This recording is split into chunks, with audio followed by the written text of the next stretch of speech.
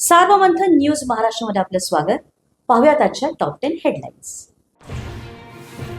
मजले येथील राईस मिलमध्ये भीषण अपघात, यंत्रात अडकून परप्रांतीय तरुण मजुराचा मृत्यू, एक गंभीर जखमी. काँग्रेस बळकट करण्यासाठी आता निष्ठावंतांना संधी, कोल्हापूर जिल्ह्यात 131 पदांसाठी निवड प्रक्रिया सुरू. लोकसभेत संविधान सुधारणा विधेयक सादर, महिला आरक्षणासाठी घटनादृष्टी विधेयकावर 18 तास चर्चा, उद्या दुपारी 4 वाजता तिन्ही विधेयकांवर मतदान.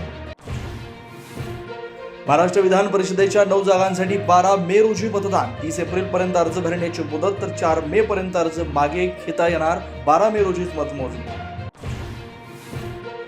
बोंधू अशोक खरातच्या आर्थिक व्यवहारातील भागीदार एसआयटीच्या रडारवर, नाशिकसह अहिल्यानगरमधील विकासक बांधकाम व्यावसायिकांची चौकशी होणार. बोंधू अशोक खरातची पत्नी कल्पना खरातच्या अटकपूर्व जामिनावर आज सुनावणी, शिर्डीत खरातसह पत्नीवर फसवणूक आणि सावकारकीचा गुन्हा दाखल.